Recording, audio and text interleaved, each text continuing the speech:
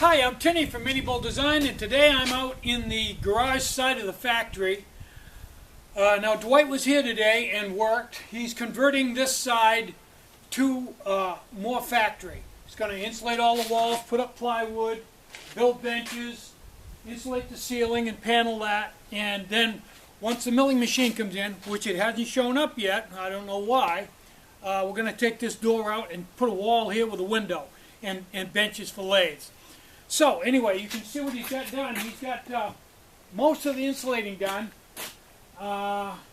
He's got to panel the walls, and then we'll take this door out when the mill comes. So that's cool. And then my factory will be twice as big, and I'll finally have some room to work with sheet metal and have some benches to put more equipment, like another milling machine and another lathe. So today we had 30 orders to get out. It was a busy weekend, Monday morning, so I came out, and because I worked Saturday and Sunday, I had most everything built. So today it wasn't bad at all. I spent maybe an hour getting the odds and ends that Beth needed to ship, windscreens, pot stands, things like that.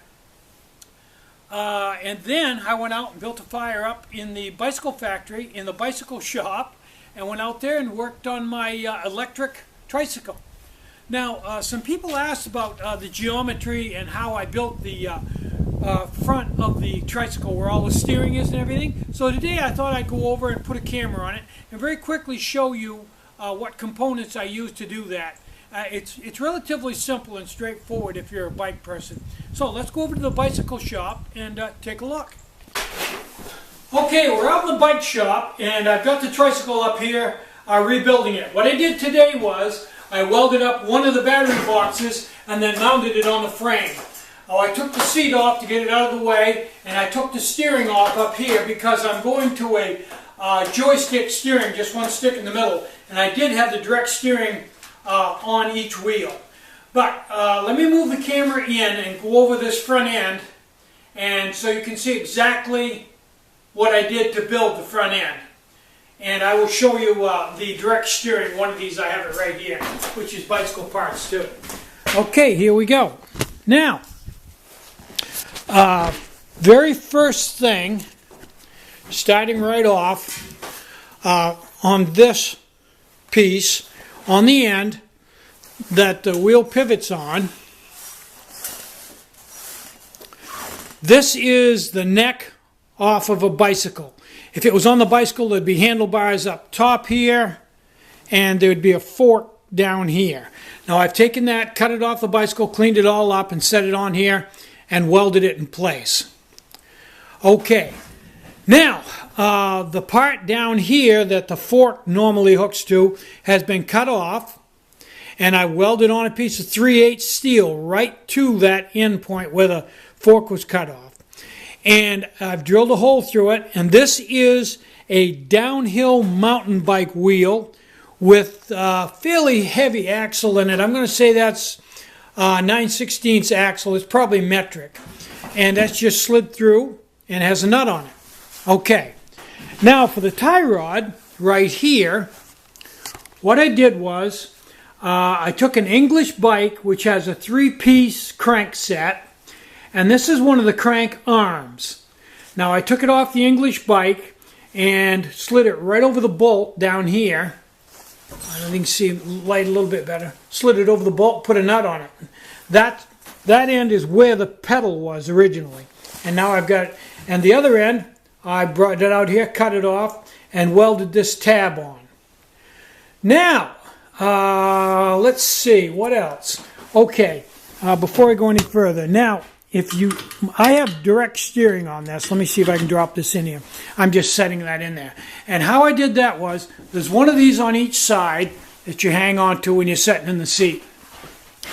And this is the gooseneck that goes right in there on the bike. Normally your handlebars would be right in here. And I've just taken a set of handlebars and cut them right in half. Half of them's on this side and half of them goes on the other side. And on the end, I just put a bar end, and that's what I mount my brakes and stuff to.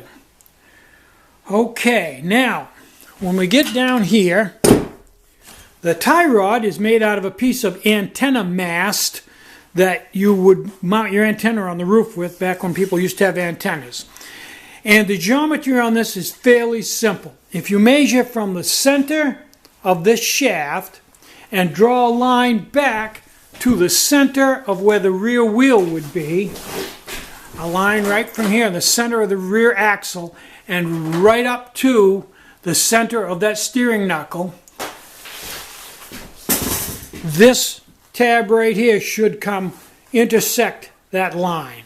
That's Ackerman's steering principle. So this center of this bolt should come right in line with a line going from this point back to the center of the rear axle.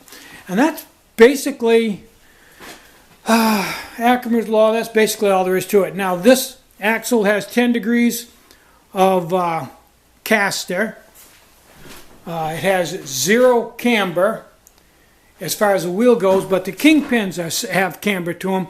I think they have 10 or 12 degrees of camber, as it's a setting you can see they're on an angle. Have a quick look at both sides here and see how it's put together. Let you look at it for a minute. And then these are simply tie rod ends, ball and socket ends, just rod ends. You get them at the hardware store. They're like $3 or $4 a piece. And that's basically all there is to the front end on this. Now today, what I did was, I came out and this was all cut. I laid it all up and welded it all together for a battery box and then mounted it on the frame. My next project is to make another one of these for the other side because there's 8 batteries. This holds 4 and the other one will hold 4. And I also started on my steering. I'm going to put a joystick on like an aircraft. And because it's got to go right above the main beam, I've got to build a yoke around it so that this will pivot around the yoke. It's hard to explain. I'll do a picture of it and show it to you when I get it all done. So that's basically where I am on this, and next time I have some free time I will put the other battery box in place. That's where I am for today. Took all the electronics off and put them over here out of the way so I wouldn't short them out when I was welding. So, we got a good sunset out there. Let's take a quick look at that right from the shop floor. Let me zoom in a little bit here. Oh yeah, nice sunset.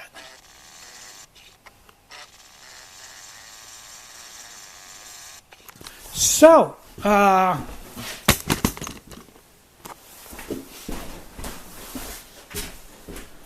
Tinny from minibulldesign. Get out and hike, take a friend, enjoy the great outdoors, and more important than anything, try to have a really great day, and try to take some time out to have just a little bit of fun today. You deserve it. Bye-bye.